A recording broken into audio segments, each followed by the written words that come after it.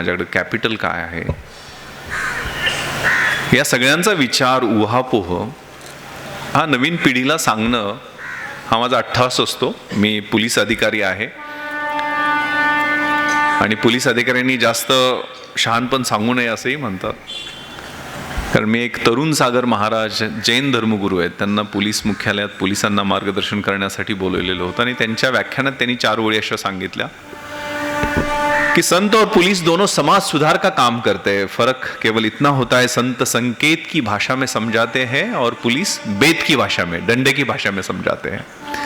जिन लोगों को संतों के संकेत समझ में नहीं आते हैं उनके लिए बेत का प्रयोग जरूरी है. संतों के भगवे वस्त्र और पुलिस की खाकी, इसमें कोई फर्क नहीं है. वर्दी विश्वास का प्रतीक है. त्यामुळे वर्दी आहे, त्या वर्दीमध्ये काम करताना अनेक आनंद, वेदना, दुःख, अश्रू, रक्त याच्याशी संबंध येत असतो. चॅलेंजेस असतात. मी जरा मराठी साहित्याचा विद्यार्थी असल्यामुळे मला कवितांची खूप आवड आहे. त्यामुळे कविता एक खूप छान, अजून एक कविता सांगतो, खूप सुंदर आहे. खाकीवरती एक IPS ऑफिसरनंच लिहिलेलं आहे. मैं खाकी हूँ, दिन हूँ, रात हूँ, सांझ वाली बाती हूँ, मैं खाकी हूँ. आंधी में, तूफान में, होली में, रमजान में, देश के सम्मान में अड़िग कर्तव्यों की अविचल परिपाटी हूं, मैं खाकी हूं.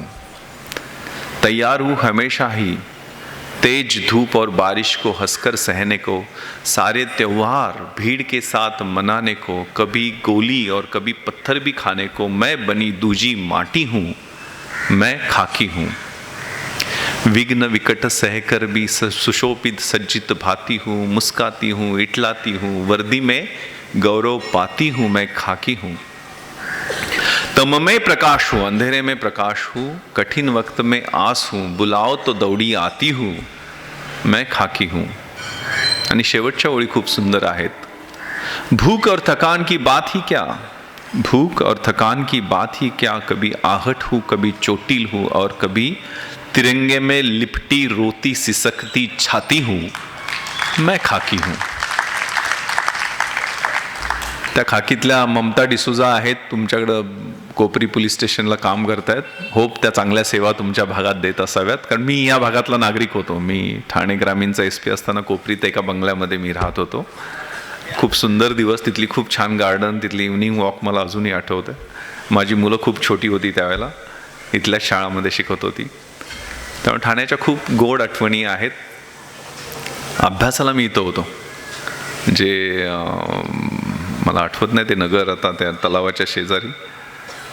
त्यावेळेला खूप ऊन पावसाळे त्यावेळेला सहन करावे लागले. नंतर मग इथंही ती रूम भाड्यानं जी घेतलेली होती त्यातनं आम्हाला काढून टाकलं, कारण ते दुसऱ्या भाडेकरू जास्त पैसे देत होता. म्हणून मग कल्याणच्या जवळ आंबिवली स्टेशन आहे, आंबिवलीच्या जवळ एक रेमंडची कॉलनी, तिथं माझ्या आत्तेभावाची रूम होती, तिथं जाऊन राहायचो. पण इथं लहान मुलं आहेत. मी त्यावेळेला 21 वर्षाचा होतो आणि सकाळी मला 10वीत असताना पहाटे 3 वाजता उठायची सवय लागलेली माझ्या शिक्षकांनी. इथंही तीच सवय, 3 वाजता उठायचो, थंड पाण्याने आंघोळ करून 3:30ची ट्रेन पकडायचो आणि 5:30 वाजता CSTच्या समोर Pre-IAS ट्रेनिंग सेंटर आहे, state institute for administrative careers, तिथं 5:30ला त्या बाकड्यावर बसण्यासाठी मारामारी असायची. तिथं पोहोचायचो आणि अभ्यास करायचो.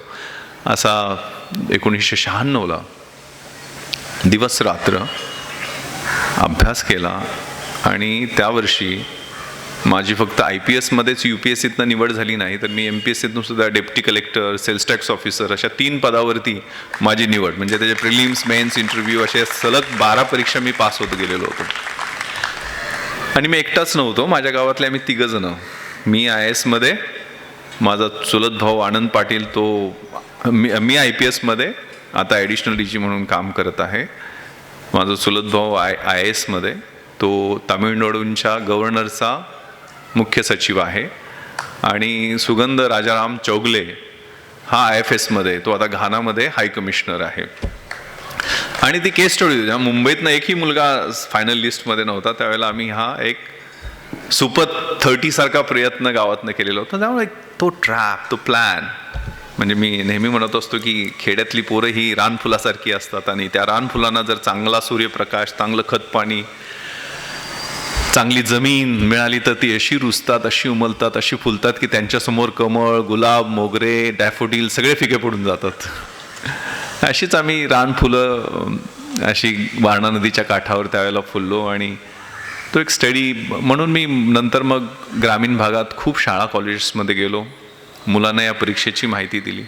आणि आत्ता जवळजवळ 700 जर पोस्ट असतील पूर्ण देशामध्ये, आपली मुलं, महाराष्ट्रातली मुलं, सगळी आपलीच आहेत देशातली मुलं, पण महाराष्ट्रातली मराठी मुलं ही 100च्या वर, म्हणजे 10%च्या पेक्षा वर आपला शेअर या सिव्हिल सर्व्हिसेसमधला वाढलेला. ही अतिशय समाधानाची गोष्ट आहे. आणि बाकी अलाइड सर्व्हिसेस, ज्या सेंट्रल सर्व्हिसेस आहेत, बँक रिक्रुटमेंट, रेल्वे रिक्रुटमेंट, यासुद्धा तो वाटा वाढलेला आहे. त्यामुळे हा एक केस स्टडी, कारण मला आठवतं आहे मी मुंबईत येताना एक रक्सॅक पुस्तकांची भरून 2-3 गोलगळ्यांचे टी शर्ट आणि जीन्स 2-3 एवढंच घेऊन आलेलो होतो. आणि सुरुवातीला तर आमदार निवासमध्ये राहत होतो बरेच दिवस. आमदार निवास म्हणजे ते मॅजेस्टिक आमदार निवास, म्हणजे तिथं कार्यकर्ते सगळे, हे यांना माहीत असतील भारतरावांना, सगळे जमा होतात तिथं. आणि रात्री तर एवढा धिंगाणा असतो आणि एवढे त्या कुलाबा कॉजवेमध्ये वडापाव, मिसळ वगैरे खाऊन येतात रात्री, एवढे वास सोडतात की झोप कुणाला लागत नाही. असे सगळे ते आमदार निवासामधली काय परिस्थिती सांगा. आणि बाहेर झोपलं तर मच्छर चावायचे, त्यामुळं झोप लागायची नाही. मग झोप लागली नाही तर अभ्यासाची पुस्तकं साथ द्यायची, अशी त्यावेळेला परिस्थिती. फ्रस्ट्रेशन यायचं, कारण त्यावेळेला तिथं सर्वंट क्वार्टर आम्ही शोधल्या होत्या. त्या IAS IPSचे जे बंगले आहेत, त्या बंगल्यांमध्ये 8x8च्या सर्वंट क्वार्टर होत्या. त्यात सुद्धा राहायला जागा मिळते का, जेणेकरून रात्री झोपायला जागा मिळेल आणि दिवसभर लायब्ररीत अभ्यास करता येईल, तिथंही जागा मिळालेली नव्हती. समुद्र किनाऱ्यावर मरीन ड्राईव्हला किंवा गेटवे ऑफ इंडियावर संध्याकाळच्या वेळेला डोळ्यातनं अश्रू यायचे, फ्रस्ट्रेशन यायचं. घरी काय सांगायचं, आईवडील म्हणजे शेती घरात काय दुसरं आहे, ती पण शेती फार नाही, 4-5 एकरची शेती, त्यातनं न पिकणार, त्यातनं काही पैसे पोटाला चिमटे लावून आपले आईवडील पाठवत आहेत. त्यामुळे ते फ्रस्ट्रेशन यायचं. पण अगेन एक सुंदर कविता, मुट्ठी भर लेकर कुछ सपने भर कर जेबों में आशा है, दिल में है अरमान कई कुछ कर जाए कुछ कर जाए, सूरज सा तेज नहीं मुझ में, दीपक सा जलता देखोगे, मेरी हद रोशन करने से तुम मुझको कब तक रोकोगे, तुम मुझको कब तक रोकोगे. मैं उस माटी का वृक्ष नहीं जिसको नदियों ने सींचा है, बंजर माटी में पलकर मैंने मृत्यू से जीवन खींचा है. मी त्या मातीतला वृक्ष नाही की ज्याला रोज पाणी घालते. बंजर माटी में, ज्यात दुष्काळग्रस्त आहे, त्या माटी में, त्यातनं मी त्या बीजातनं अंकुर झालेलो आहे, त्यातनं मी धडपडून जमिनीतून बाहेर आलेलो आहे. मैं उस माटी का वृक्ष नहीं जिसको नदियों ने सींचा है, बंजर माटी में पलकर मैंने मृत्यु से जीवन खींचा है. मैं पत्थर पर लिखी इबारत हूं, तुम शीशे से कब तक तोड़ोगे, मिटने वाला मैं नाम नहीं, तुम मुझको कब तक रोकोगे, तुम मुझको कब तक रोकोगे. मग शनिवार रविवारी मग इथं आत्ते भाऊ, मामे भाऊ यांची घरं असायची ना, मग घरचं खाऊ वाटायचं, कारण मेसमधलं खायचं परवडायचं पण नाही. ते म्हणजे 10 रुपयाची थाळी, त्याच्यात ते डाळच दिसायची, पाणी सगळं म्हणजे वरचं सगळं दिसाय, अशा पद्धतीचं ते करपलेल्या चपात्या.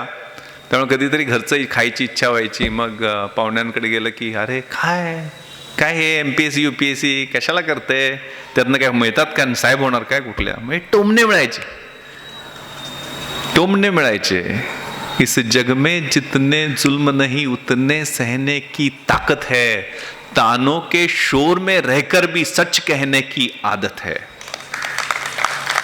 मैं सागर से भी गहरा हूं, तुम कितने कंकड़ फेंकोगे, मैं सागर से भी गहरा हूं, तुम कितने कंकड़ फेंकोगे, चुन चुन कर आगे बढ़ूंगा मैं, तुम मुझको कब तक रोकोगे, तुम मुझको कब तक रोकोगे. झुक झुक कर सीधा खड़ा हुआ, अब फिर झुकने का शौक नहीं, अपने ही हाथों रचा स्वयं, तुमसे मिटने का खौफ नहीं, तुम हालातों की भट्टी में जब जब भी मुझको फेंकोगे, तप तप कर सोना बनूंगा मैं, तुम मुझको कब तक रोकोगे, तुम मुझको कब तक रोकोगे.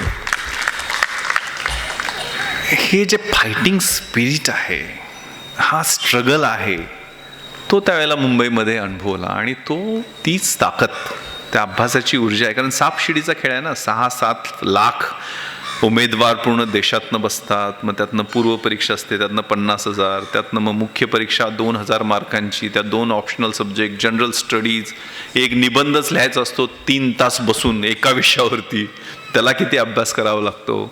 त्यानंतर मुलाखत 300 मार्कांची, अशी जी प्रक्रिया आहे. मुलाखतीत मला म्हणजे मुख्य परीक्षेतनं मग 10,000मधनं जायचं, मग मुलाखतीसाठी मग 2,000मध्ये जायचं, आणि त्यातनं मग पहिल्या 100मध्ये किंवा 200मध्ये यायचं, जेणेकरून IAS IPS किंवा IFS मिळेल. हा एक प्रवास आहे.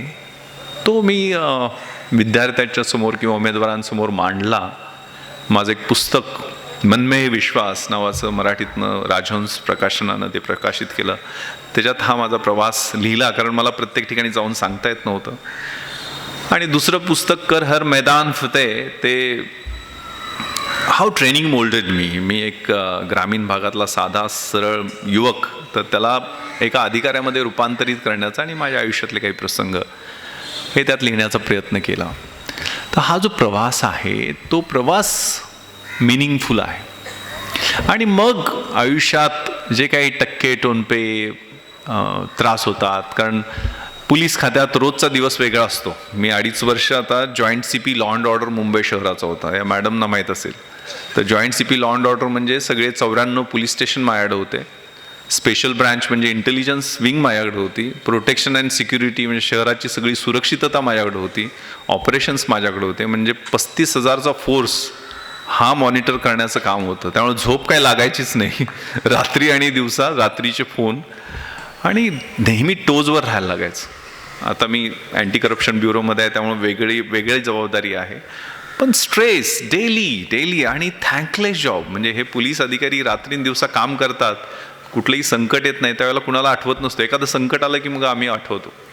म्हणजे की ऑगस्ट वॉलमोर नावाच्या ब्रिटिश अधिकाऱ्यांनी खूप सुंदर लिहून ठेवलेलं आहे की policeman is denounced by the public, criticized by the preacher, berated by the newspapers, unsupported by the prosecuting officers and judges. They are shunned by the respectables. They are condemned when they execute the law, dismissed when they do not. They are exposed to countless temptations and dangers. They are expected to do the role of doctor, lawyer, educator, soldier, diplomat with remuneration less than that of a daily wages laborer. मी गावातला आहे, पण मी इंग्रजीवर हळूहळू command मिळवत गेलो. माझ्या मुलाखतीच्या वेळेला मला इंग्रजी चांगल्या पद्धतीनं बोलता येत नव्हतं, पण याचं मराठीत सुंदर भाषांतर फमू शिंदेनी केलेलं आहे, आपले कविवर्य. तोही पोलीस म्हणजे तोही माणूस असतो, जाणत नाही कुणी, ज्याच्या असावे ऋणी तोच शिव्या शापाचा धनी. आपलं मानत नाहीत लोक, धर्मगुरू देखील उगारतात उगाचच फोक. सिनेमे काळासारखे हात धुवून मागे, बातमे विणत बसतात बदनामीचेच धागे. तो न्यायालयाचा नावडता, सरकारी पक्षाचा पडता, वाऱ्यावर सोडून दिलेला तो एक पतंग. त्यानं डॉक्टर असावं, वकील असावं, मुत्सुद्दी असावं, बरंच काही, मात्र जेवढ्याच तेवढा त्याचा पगारच पोलीस म्हणजे रोजंदारीचा वेठ बिगार. तर हे पोलीस खात्यात काम करताना जी आव्हानं असतात, जे प्रसंग अनुभवायला मिळतात, जी संकटे येतात, त्यातून म्हणजे ताऊन सुखालून जे निघतं ना, ते व्यक्तिमत्व घडत जातं. आणि तो मग अनुभव, कारण मी 3 रेव पार्ट्यावरती पण रेड केल्या, ज्यात मी तरुणांचा अगदी विलन झालो होतो त्यावेळेला. कारण पुण्याच्या रेव पार्टीमध्ये 280 लोकांना, मुलांना पकडून त्यांचं रक्त आणि लघवीचे नमुने घेतले, त्यांच्यावर चार्जशीट सबमिट केल्या. इथं ओकुडला आणि जुहूच्या 72 डिग्रीजमध्ये हायफाय म्हणजे त्यात फिल्म स्टारची मुलं होती, फॅशन डिझायनर, एव्हिएशन इंडस्ट्रीमधली सगळी क्रिएटिव्ह विश्वातली लोकं होती. त्यामुळे त्यातलं युवक आत्ता कशा पद्धतीच्या एका ट्रान्समधनं त्यातनं आनंद मिळवू पाहतोय. त्याला रेव म्हणजे रॅडिकल ऑडिओ व्हिज्युअल एक्सपिरियन्स, त्याचे अनुभव घेतले. ते जे आक्रमण ड्रग्सचं आहे, तो विळखा आहे, आणि तो म्युझिकच्या माध्यमातून कसा आपल्यावर फिरू पाहतोय. कारण माझ्याकडे अँटी नार्कोटिक सेलचा, अंमली विरोधी पथकाचा पण ॲडिशनल चार्ज 1.5 वर्ष होता. त्यामुळे त्याचा मी बारकाईनं अभ्यास केला आणि त्याच्याबद्दलही बोलायला लागलो. म्हणून मी म्हटलं काय, पोलीस खात्यात आल्यानंतर बोलणं सुद्धा तेवढंच महत्त्वाचं आहे. असाच आमचा, मी पुणे ग्रामीणला SP होतो, त्याला वडगाव मावळच्या एका गावात एक 80 वर्षाच्या शेतकऱ्यांनी, कामगार सगळे मजूर असतात ना, तर मजुरांना स्वस्तातली दारू द्यायची म्हणून ती खोपडीची दारू दिली. आणि त्यात काहीतरी मिथाईल अल्कोहोल असतं इथाईल अल्कोहोलच्या, बरोबर ना. त्यामुळे ती विषारी दारू तयार होते. आणि ती खोपडीची दारू दिल्यानंतर 17 मजुरांची डेथ झाली. गरीब घरातले ते मजूर होते. आणि मग 80 वर्षाचं त्यांचं नाव पण विठ्ठलच होतं. त्या काय आता त्यांना जेलमध्ये टाकून कसं काय करायचं. म्हणून दिली दारू आणि ती सिरियस प्रॉब्लेम. मग ते अवेअरनेस, एज्युकेशन आणि एन्फोर्समेंट या 3 टप्प्यावर काम करावं लागतं. म्हणून मी माझ्या पोलीस अधिकाऱ्यांना सांगितलं की जरा ग्रामीण भागात जाऊन हे खोपडीची दारूचे दुष्परिणाम काय असतात ते समजावून सांगावं. आपल्याकडे पण मुंबईत सुद्धा 110 लोक एका वेळेला मयत झालेली होती. पूर्वी पण भयानक मोठ्या ट्रॅजेडीज होतात ह्या खोपडीच्या दारूमुळं. तर माझा एक ऑफिसर गेला असा डिसुजा मॅडमसारखा गावात गेला, सगळे दारुडे जमा केले आणि त्यांना छान एक प्रयोग त्यांनी शिकून आलेला होता. 2 ग्लास घेतले, एकामध्ये खोपडीची दारू आणि एकात स्वच्छ पाणी, दोन्हीत एक किडा सोडला. खोपडीतली दारू विषारी होती त्यामुळे त्यातला किडा मरून तळाला गेला आणि पाण्यातला किडा गोल गोल फिरत होता. शिकायतनं काहीतरी म्हणे, बघा खोपडीच्या दारूतला कसा किडा मरून खाली गेलेला आहे आणि पाण्यातला किडा गोल गोल फिरतोय. तर एक दारुडा म्हटलं, साहेब एकदम बरोबर सांगताय. बेलकांडत उभा राहिला. ही खोपडीची दारू पिले ना पोटातले सगळे किडे मरून जातात. तशी परिस्थिती माझ्यावर यायला नको. परंतु ही वस्तुस्थिती आहे की ज्या पद्धतीची आव्हानं आहेत, म्हणजे 26/11च्या वेळेला मी DCP साऊथ मुंबई होतो. त्याच्या अगोदरचा मी, त्या दरम्यानचा मी आणि त्यानंतरचा मी, माझ्या व्यक्तिमत्वामध्ये जशी मुंबईमध्ये स्थित्यंतर झाली तशी स्थित्यंतर झालेली आहेत. रेव पार्टीजबद्दल मी सांगितलं. रोज होणारे अत्याचार, गेल्या 5 वर्षाचं जर महाराष्ट्राचं स्टॅटिस्टिक्स घेतलं तर 7,528 बलात्काराच्या केसेस दाखल झाल्या आणि त्यातल्या 30% विक्टिम्स किंवा बळीत मुली ज्या आहेत, पीडित मुली आहेत, त्या 14 ते 18 वयोगटातल्या आहेत. Very crucial. 2250 मुली आहेत स्पेसिफिकली, कारण हे स्टॅटिस्टिक्स मी चाळत होतो आणि लिहून घेतलं मी ते. तर त्या व्हल्नरेबल एजमध्ये अगदी एकदा मोठ्या स्कूलमधल्या एका 18 वर्षाच्या मुलीनं, 18 पण नाही 17 वर्षाच्या मुलीनं 18व्या मजल्यावरनं जंप घेतली. वर्तमानपत्रात बातमी आलेली होती पण आम्ही त्या काही फार गोष्टी त्यात डिस्क्लोज केल्या नाहीत. पण त्यातलं एक सुइसाईड नोट, म्हणजे तिने एक पान लिहिलेलं होतं, stop, start and I quit. स्टॉपमध्ये taking IPLs, stop taking drugs, stop going on Instagram continuously. सारखं इंस्टाग्राममध्ये लाईक्स, डिसलाईक्स, याच्यात गुंजाय, इंटरनेटचा कमी वापर कर, स्टॉप असे चांगले रिझोल्युशन्स लिहिलेले होते. स्टार्टमध्ये start obeying parent, start focusing on academics, असं ते इंग्लिशमध्ये 7-8 चांगल्या सवयी. आणि नंतर मग तिला जमलंच नाही, तिनं आय क्विट म्हणून उडी मारली, संपलं. मी, माझ्या मित्राची मुलगी एक त्या रेव पार्टीमध्ये पकडली गेलेली होती. मी काय कायद्याप्रमाणे तिचे जे काही रिहॅबमध्ये जाता येतं, आयुष्यात एकदा ड्रग्ज घेतल्याबद्दल माफी मिळते 64A NDPS ॲक्ट प्रमाणे. ती रिहॅबमध्ये जाऊन आल्यानंतर मला भेटायला तो मित्र घेऊन आला. त्याला म्हटलं की मी sir I can't live without this. मला रोज ह्याच्याशिवाय जगूच शकत नाही, कारण ह्या ड्रग्जने एकदा सेंट्रल नर्वस सिस्टमचा ताबा घेतला तर तुम्ही हेल्पलेस होता. मुंबईत असताना ॲडिशनल कमिशनर वेस्ट रिजन, मी सगळे जे चेन स्नॅचिंगचा प्रॉब्लेम होता, हे मंगळसूत्र चोरतात ना, म्हणजे इथल्या ज्येष्ठ नागरिक माता भगिनी आहेत, त्यांना माहीत असेल, भीती वाटते रस्त्यानं जाताना. तर त्या 150 चेन स्नॅचर होते, त्यांचं मी प्रोफाईल बनवलं आणि त्यात एक कॉमन गोष्ट होती की त्यातले 99% हे ड्रग्सच्या आहारी गेलेले होते. त्यांना त्या ड्रग्सच्या नशेसाठी, कारण once it takes control of the central nervous system, मग कुठलंही कृष्णकृत्य करायला तो ॲडिक्ट तयार होतो. आणि या सगळ्याचा जिनेसिस म्हणजे बापूजी, गांधीजी,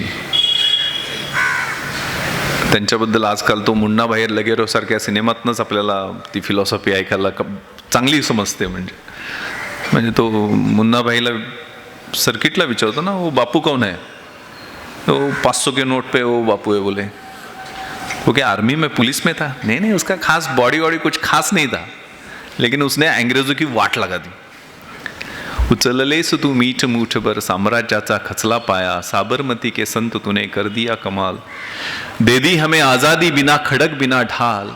त्या बापूजींनी 1930s मध्ये यंग इंडिया नावाचं त्यांचं जे मासिक होतं त्यामध्ये लिहून ठेवलेलं की there is enough in this world to fulfil every single individuals need, but there can never be anything which will fulfil a single individuals greed. जगात एवढं संचित आहे की प्रत्येक माणसाची गरज पूर्ण होऊ शकते, परंतु जगातलं सगळं संचित एकत्र केलं तरी एका माणसाची हाव लालसा ही पूर्ण होऊ शकत नाही आहे. आणि त्यांनी त्याची 7 सामाजिक पातकं सांगितलेली आहेत. 7 सामाजिक पातकं जी आजही तेवढीच रिलेव्हंट आहेत. कुठली आहेत ही? Politics without principles, science without humanity. Politics without principles म्हणजे तत्वांशिवाय असणारं राजकारण, सायन्स विदाउट ह्युमॅनिटी म्हणजे मानवतेशिवाय असणारं विज्ञान, कॉमर्स विदाउट मोरॅलिटी नैतिकतेशिवाय असणारा व्यापार, वेल्थ विदाउट वर्क कष्टाशिवाय मिळालेली संपत्ती, एज्युकेशन और नॉलेज विदाउट कॅरेक्टर ज्याच्यात चारित्र्य नाही आहे अशा पद्धतीचं ज्ञान किंवा शिक्षण, रिलिजन और वर्शिप विदाउट सॅक्रिफाईस ज्यात त्याग नाही अशा पद्धतीचा धर्म, आणि मोस्ट इम्पॉर्टंटली प्लेजर विदाउट कॉन्शन्स ज्याच्यात सत्सद विवेक बुद्धी नाही आहे असा चिकळावायला लावणारा आनंद. स्वामी विवेकानंदांच्या स्वप्नातला तरुण जो आहे, ज्याच्या चेहऱ्यावर तेज आहे, ज्याच्या देहामध्ये शक्ती आहे, ज्याच्या मनामध्ये उत्साह आहे, ज्याच्या बुद्धीमध्ये विवेक आहे, ज्याच्या हृदयामध्ये कारुण्य आहे, जो सिंहासारखा निर्भय आहे, ज्याच्या मनगटामध्ये बळ आहे, ज्याची आईवडिलांवर श्रद्धा आहे, ज्याच्या चारित्र्य शुद्ध आहे, देशावर प्रेम आहे, तोच खरा युवक आहे. तो युवक पाहिला असलं तर हे चिकळाव्याला लावणारा आनंद. मी वेस्ट महाराष्ट्राचा म्हणजे सांगली, सातारा, कोल्हापूर, सोलापूर आणि पुणे हे 5 जिल्ह्यांचा मी आयजी होतो 3 वर्षापूर्वी, आणि मी सगळे डीजे आणि डॉल्बी बंद करून टाकले भारत साहेब. कारण ते डीजे आणि डॉल्बी गणपतीच्या वेळेला माझ्या विरुद्ध खूप आंदोलनं झाली, पण हायकोर्टनी मला ॲप्रिशिएट केलं. आणि डीजे आणि डॉल्बी याच्यात बेस, मिड आणि टॉप हे ते 3 लेअर आहेत, त्यातनं जो आवाज निर्माण होतो तो अर्थक्वेक इफेक्ट किंवा त्याला टनेल इफेक्ट म्हणजे भूकंप आल्यासारखं वाटलं पाहिजे. म्हणजे हादरतात ते. मिरवणुकीच्या मार्गावरच्या जुन्या मोडकळीस आलेल्या इमारतीच्या जवळ आम्ही कुणाला थांबू देत नाही, किंवा टनेलमधनं ट्रेन जाते ना तसा आवाज. आणि तो मग ज्येष्ठ नागरिक, गरोदर स्त्रिया, लहान बालकं, पोटातली बालकं यांना प्रचंड त्रासदायक असतो. आणि ही तरुणाई की ज्या तरुणाईला असं म्हणतात की हालात के कदमों पर सिकंदर नहीं गिरता, टूटा कोई तारा तो जमी पर नहीं गिरता, गिरते शौक से दरिया समंदर में लेकिन किसी दरिया में समंदर नहीं गिरता. ती तरुणाई मग त्या गुटख्याच्या पुड्या, नाहीतर मग ती अफीम किंवा चरसची गोळी, किंवा मग दारू देशी, ती घेऊन मग 10-10, 12-12 तास त्याच्यावर डान्स करत असते. आणि कसली गाणी, त्या गाण्यांचं नाव पण नको, काय पोरी जरा म्हणजे ते आता बोलू पण नाही, तिथं चांगला क्राऊड आहे. पण ज्या पद्धतीची गीतं लावली जातात, लोकमान्य टिळकांनी ज्यावेळेला आमच्या धमण्यातलं रक्त सळसळायचं थांबलेलं होतं, आम्हाला गुलामगिरीच्या शृंखलांची सवय झालेली होती, त्यावेळेला शिवजयंती आणि गणेशोत्सव एका विशिष्ट उद्देशाने सुरू केले ना. त्याचं सार्वत्रिकीकरण, घरात असणारा उत्सव, गणपती उत्सव तर रस्त्यावर का आणला? कारण ते व्यासपीठ आमच्या युवकांना किंवा देशासाठी आहुती देऊ इच्छितायत, त्यांना ते उपलब्ध व्हावं यासाठी ते व्यासपीठ उपलब्ध करून दिलं. त्यामुळे चारित्र्याशिवाय असणारं शिक्षण, when there is righteousness in the heart, there is beauty in the character. When there is beauty in the character, there is harmony at home. When there is harmony at home, there is order in the nation. And when there is order in the nation, there is peace in the world. कोणी म्हटलेलं आहे? Perfect, Abdul Kalam साहेबांनी म्हटलेलं आहे. Watch your thoughts, तुम्ही तुमच्या विचारांवर लक्ष द्या, ते तुमचे शब्द बनत असतात. Those become your words. Watch your words, those become your actions. त्या तुमच्या कृती बनत असतात. Watch your actions, those become your habits. तुम्ही रोज रोज रोज रोज 21 दिवस एखादी कृती केली तर ती सवयीमध्ये परावर्तित होत जाते. आणि चांगल्या सवयी असतील तर चांगलं कॅरेक्टर, चांगलं चारित्र्य घडतं. आणि वाईट सवयी असतील तर वाईट चारित्र्य घडतं. आणि आपल्या चारित्र्यावरती, आपल्या कॅरेक्टरवरती आपली डेस्टिनी, भविष्यकाळ अवलंबून असतो. त्यामुळे हे शब्द, हे विचार, या कृती, या सवयी आणि हे चारित्र्य हे आपल्या व्यक्तिमत्व विकसनाचा महत्त्वाचा पैलू आहे. प्रतीपचंद्र रेखेवर दिष्णू कशावरती लिहिलेलं आहे?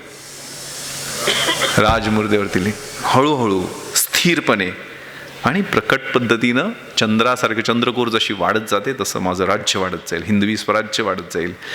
म्हणजे ज्या वयामध्ये आम्ही म्हणजे या गणपती मंडळात नाचतो या गाण्यावरती, त्याच वयामध्ये 16व्या-17व्या वर्षी सह्याद्रीच्या कड्या कपारींना शेले पागोटे लावून शंभू महादेवाच्या पिंडीवरती अभिषेक अर्पण करून, आपल्या रक्ताचा अभिषेक करून स्वराज्य स्थापन केलं छत्रपती शिवरायांनी. तेच वय.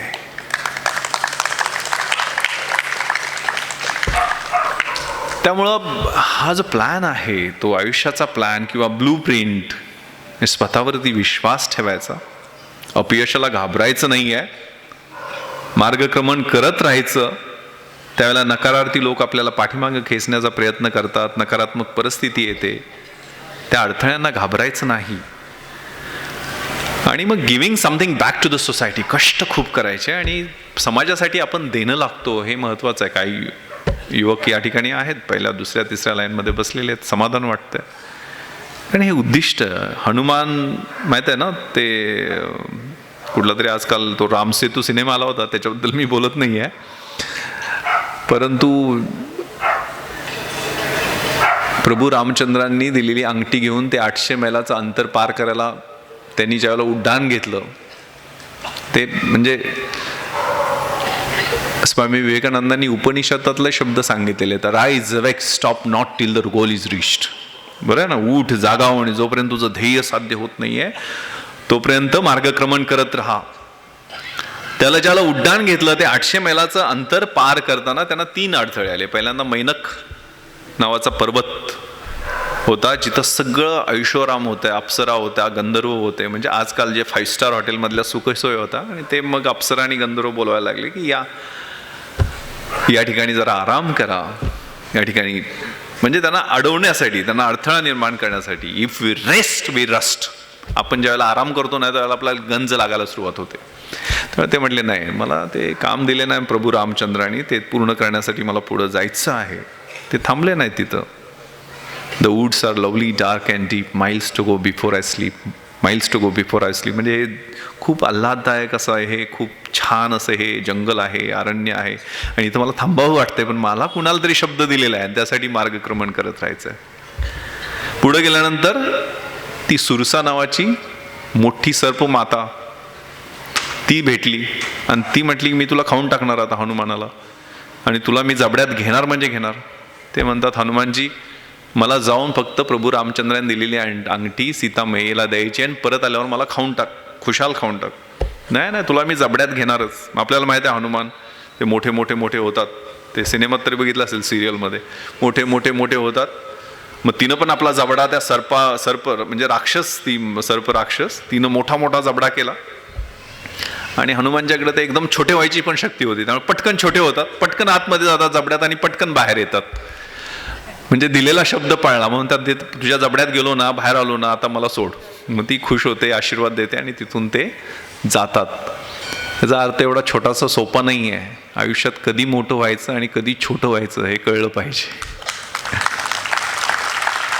कधी कठोर व्हायचं, कधी मृदू व्हायचं कळलं पाहिजे. छोट्या छोट्या कारणावरनं आम्ही आपल्या आईवडिलांना काहीही बोलतो, भावाला दुखावतो. तुम्हाला पराभव स्वीकारावा लागेल. आणि टू स्वेट म्हणजे यश मिळवायचं असेल तर शांततेच्या काळात जास्त घाम गाळला पाहिजे.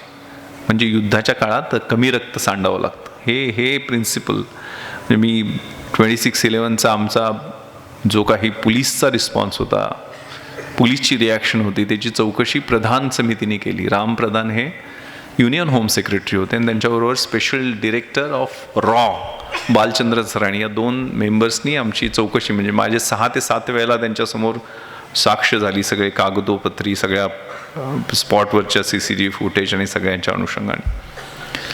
आणि त्यांनी आमच्या रिस्पॉन्सबद्दल खूप चांगल्या पद्धतीने, कारण होमवर्क जे केलेलं होतं आम्ही, म्हणजे मी ज्यावेळेला मुंबईत माझी साऊथ मुंबईत पोस्टिंग झाली त्याला 15 ऑगस्टला एक पत्र माझ्या अधिकाऱ्यांना लिहिलं होतं की या दहशतवादी हल्ल्याबद्दल ज्यावेळेला आपल्याला एखादं सिग्नल येतो किंवा इनपुट येतं त्यावेळेला ते आपण लाईटली घ्यायचं नाही, नाही तर आपली एक दिवस लांडगा आला रे आला अशी परिस्थिती झाल्यास नवल नाही. रेकॉर्डवरती आहे 3 महिने अगोदर दहशतवादी हल्ल्याच्या. जसं अमेरिकेमध्ये आपल्याला माहिती आहे की अमेरिकेला 9/11 नंतर मोठा दहशतवादी हल्ला झाला नाही, तिथं ब्रोकन विंडो थिअरी वापरली जाते की एखादी खिडकीची काच फुटली तरी तो दहशतवादी हल्ला आहे असं समजून रिहर्सल करून प्रिपेअर्डनेसनी त्याला रिस्पॉन्स दिला पाहिजे. तशा पद्धतीनं आपण प्रत्येक इनपुट सिरियसली घेतलं पाहिजे. त्यामुळे ज्यावेळेला लिओ पोर्टे म्हणून लिहून आलो होतं त्यावेळेला सुद्धा मी ते सिरियसली, लिओ पोर्टे काय आहे, माझ्या मीटिंगमध्ये म्हटलं लिओपोल्ड कॅफे असू शकत नाही का, तिथं ते फॉरेनर्स नॉनव्हेज खायला बियर प्यायला येतात, ते टार्गेट होऊ शकतं का, म्हणून तिथं जाऊन 26 त्याच्या अगोदर तर आम्ही प्रिव्हेंटिव्ह मेजर्स घेतलेले होते, पण 26ला अतिरेकी हल्ला झाला आणि 24-25ला मी तिथं जाऊन वायरलेसवर कॉल दिलेला आहे जो कंट्रोल रूमला रेकॉर्ड झाला की इथं जर बॉम्बस्फोट झाला तर अनेक माणसं मिळतात, कारण कुलाबा कॉजवे जो आहे ना खचाखच त्या हॉकर्सनी भरलेलो असतो, हलता येत नाही. आणि 194 हॉकर्स मी महानगरपालिकेच्या टीम्स बोलवून तिथनं 2 दिवस अगोदर साफ केलेले होते परमेश्वराने दिल्यासारखा सिग्नल. त्यामुळे बाहेरच्या रँडम फायरिंगमध्ये एकही माणूस मृत्युमुखी पडला नाही. निश्चितपणे त्या लिओपोल्डच्या आत 11 लोकांना त्यांनी मारलं. आणि म्हणजे 26/11ला हल्ला झाला आणि 29 सप्टेंबरला आम्हाला ताजबद्दल माहिती मिळालेली होती. त्याला ताज हॉटेलमध्ये जाऊन जवळजवळ 9 तास त्या हॉटेलचा बारकाईनं मी अभ्यास केलेला होता. दुसऱ्या दिवशी त्या मॅनेजमेंटबरोबर 3 तास बैठक घेतलेली होती. त्यांना इलॅबोरेट 28 प्रकारच्या सूचना अगदी, म्हणजे स्पेसिफिक ज्या गेटनं टेररिस्ट घुसले ते नॉर्थ कोट गेट काचेचं आहे, मोस्ट वल्नरेबल, तिथं आयर्न ग्रिल लावा, कारण तिथनंच AK-47चा बस्ट करून ते आतमध्ये घुसले. पण ते आपल्याला माहीत आहे हेरिटेज विंग आहे, त्याला खूप साऱ्या परवानग्या ASIच्या आर्किओलॉजिकल सर्वे ऑफ इंडियाच्या लागतात. तिथं कशा पद्धतीनं ग्रिल लावले पाहिजेत, CCTV कशा पद्धतीने इनकम्पॅसिंग पाहिजेत, फायर स्प्रिंकलर स्मोक डिटेक्टर्स कशा पद्धतीनं पाहिजेत, म्हणजे 4 पॉसिबिलिटी दिलेल्या होत्या, त्यात सुद्धा रँडम फायरिंग करत टेररिस्ट कुठनं घुसू शकतात हे सगळं सांगितलेलं तशा. होमवर्क, अगोदरचं आपलं कष्ट, प्लॅनिंग म्हणजे काय, deciding in advance what to do, how to do, when to do, who is suppose to do it for you. त्यामुळे ज्या वेळेला सिग्नल आला, मला ज्या वेळेला 9:30ला मी त्यावेळेचे prime minister doctor Manmohan Singh sir येणार होते, ओबेरॉय हॉटेलमध्ये मोठा कार्यक्रम होता त्यांचा 28 तारखेला. 26ला मी 9:30ला रेकी करून घरी आलो, पत्नीबरोबर जेवण करत होतो. 9:45लाच फोन घणघणला, Vishwas rush to Leopold cafe. त्यावेळेचे माझे additional CP doctor Venkatesham sir म्हटलं काय झालं सर, फायरिंग झालं आहे म्हणणे, तिथं गँग वॉर किंवा काहीतरी पर्सनल वॉर. म्हटलं लिओपोल्ड कॅफे, पहिल्यांदा मला चमकलं. मी तशीच ग्लॉक पिस्टल माझी लोड करून माझ्या बॉडीगार्डला म्हटलं पटकन, कारण मी युनिफॉर्मवरच होतो, मीटिंगवरनं आलेलो होतो. On the way metro theatre pass करत असताना त्यावेळेचे commissioner police Hasan Gafoor sir आणि AN रॉय त्यावेळेचे DGP दोघांचे फोन वाजले की विश्वास रश टू ताज. तिथं AK-47 आणि ग्रेनेड्सचे आवाज येत आहेत.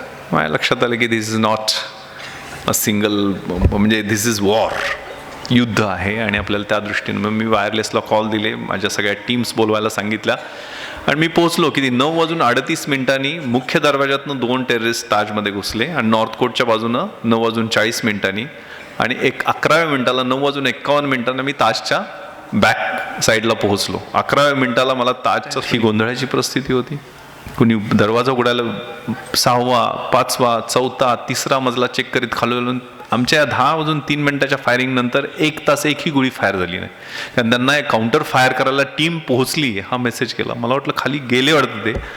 तोपर्यंत खाली गेल्यानंतर मला राजवर्धन माझे बॅचमेट 2 अधिकारी आणि 3 कॉन्स्टेबल भेटले. 3 कॉन्स्टेबलमध्ये राहुल शिंदे जो शहीद झाला, 303 रायफल घेऊन तो माझ्याबरोबर राहिलेला होता. 21 वर्षाचा मिसरूड हिनं फुटलेला मुलगा, सुलतानपूरचा.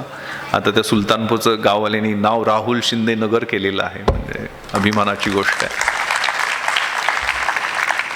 ती 3-4 जणांची टीम घेऊन खाली ग्रेनेड ब्लास्ट तोपर्यंत झाले शँडेलियरनं. मग ती टीम घेऊन आम्ही परत साऊथ विंग चेक केलेली होती, नॉर्थ विंगला गेलो. हे देशासाठी मारायची किंवा मारायची याच्यापेक्षा बेटर संधी येऊ शकत नाही आहे. मग माझ्या लक्षात आलं की let's go to CCTV control, कारण तिथून आपल्याला मॉनिटर करता येतील. मग CCTV कंट्रोलमधनं आम्ही त्यांची लोकेशन्स कमिशनर पोलिसनं कळवले. वायरलेसवरती जे कॉन्व्हर्सेशन रेकॉर्डेड आहे कंट्रोल रूममध्ये. त्यांना सांगितलं की सर 3 टेररिस्ट मला लॉबीमध्ये दिसत आहेत, आता अजून काही रूममध्ये असू शकतात. आणि त्यांनी 5 लोकांना बंधक, सगळे पुरुषच होते, अर्धनग्न करून त्यांना बंधक बनवून ते खाली आणतायत. त्यांनी मला सूचना दिला, Vishwas, keep them pin down, the naval commandos are reaching in few minutes. म्हटलं yes sir, we are doing that, will not allow them to come down though we die. आम्ही शेवटच्या क्षणापर्यंत लढत राहू.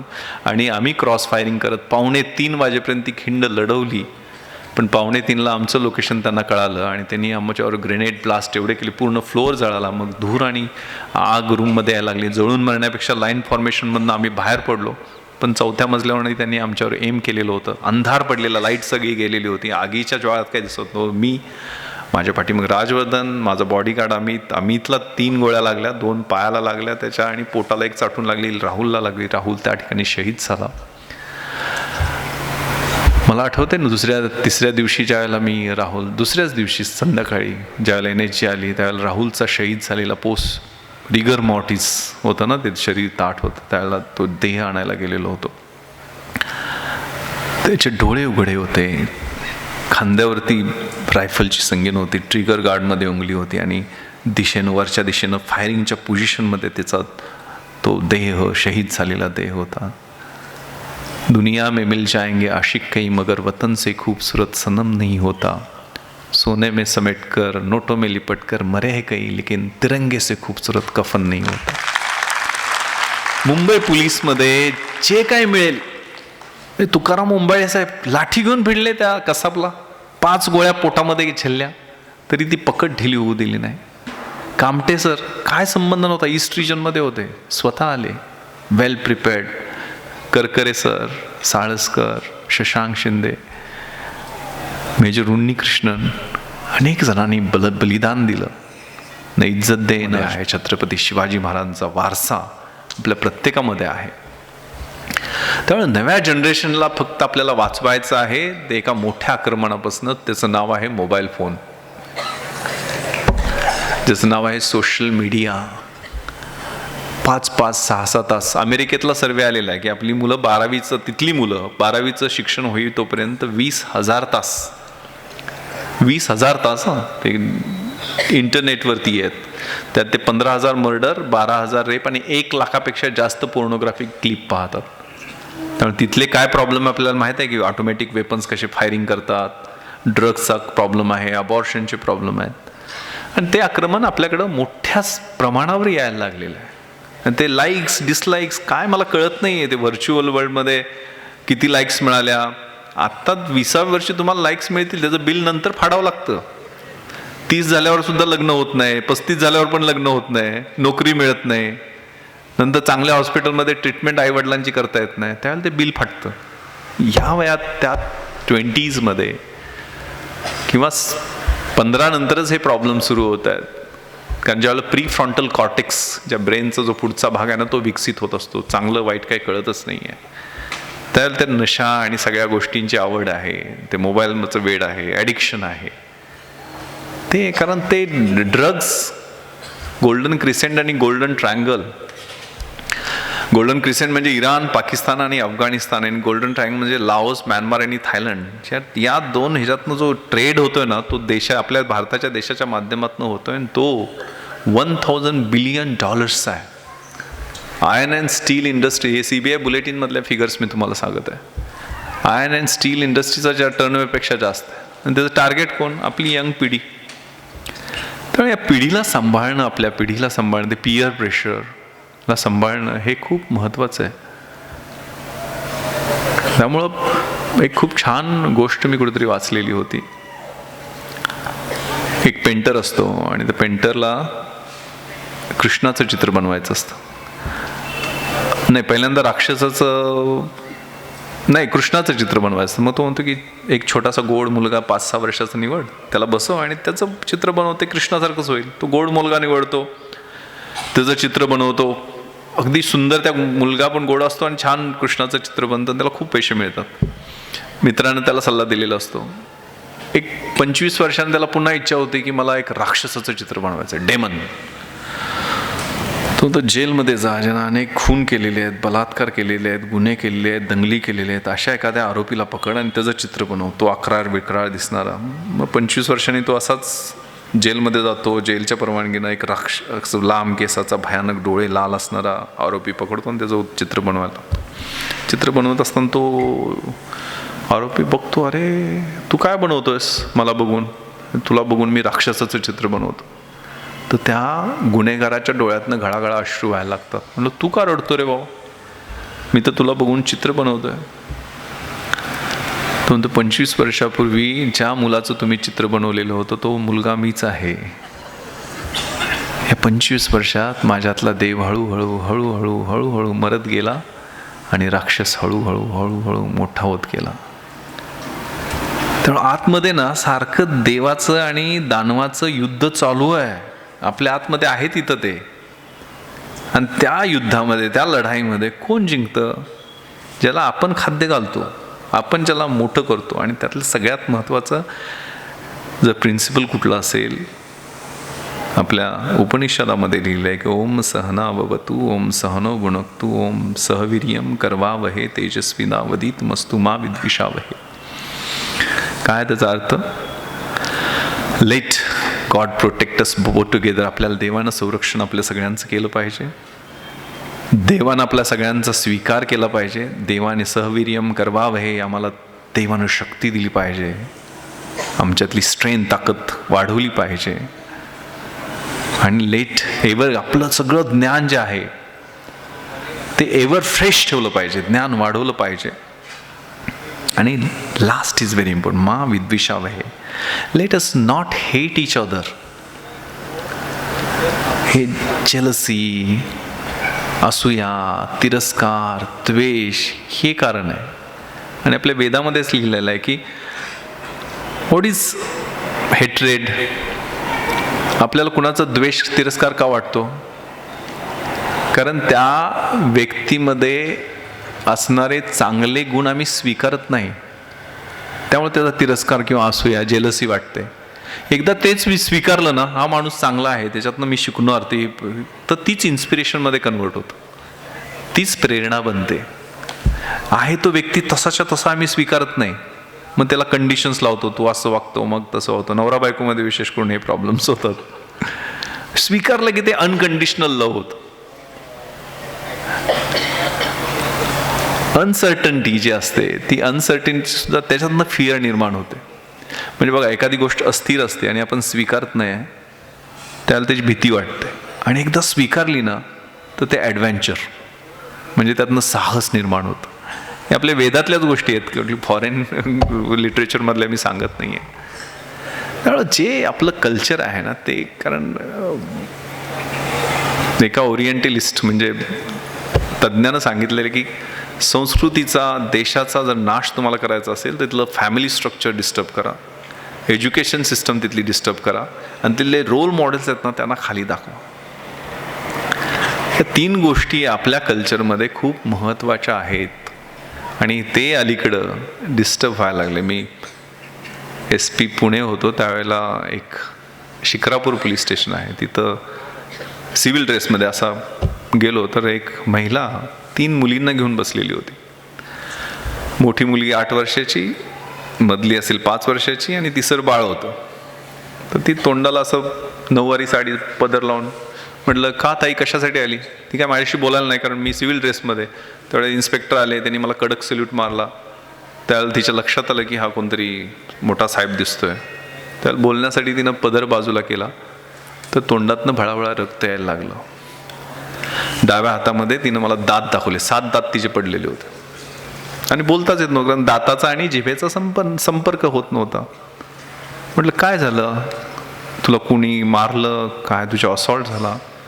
बोलता येत नव्हतं. त्यामुळे 8 वर्षाची जी मुलगी होती ना, ती मला उद्देशून म्हणाली, थोडंसं कळत होतं ना तिला, दादा, मला दादा म्हटलेली आठवत आहे. दादा, ते आम्हाला भाऊ होत नाही ना, भाऊ, त्यामुळं बाबांना आईच्या तोंडामध्ये वरवंटा घातला.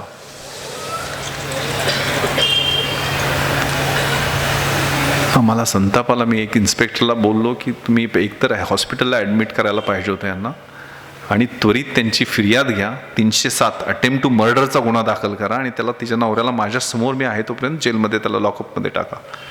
तिच्या लक्षात आलं की मी नवऱ्यावर केस करायचं बघते. तिनं पाय पकडले माझे. केस नाही करायची म्हणे, माझं नान्न लावून द्या, जे काय मोडकं तोडकं नान्न लावून द्या, म्हणजे नवरा दारू पिऊन मारतोय तो मारणं तेवढं बंद करा, मला सुख. काय उद्या ती 3 पोरींना घेऊन आत्महत्या करेल, ते काय थांबणार आहे का? त्यामुळे आपल्या मुलींना स्वतःच्या पायावरती उभा करणं, त्यांना सुरक्षित करणं, हे खूप महत्त्वाचं आहे. मी माझ्या मुलीला सांगितलं आहे, आणि तिला मी डॉक्टर APJ अब्दुल कलाम सरांना भेटायला घेऊन गेलो होतो. त्यावेळेला कलाम सरांनी तिला विचारलं, का what do you want to become? You want to become IPS officer like your father?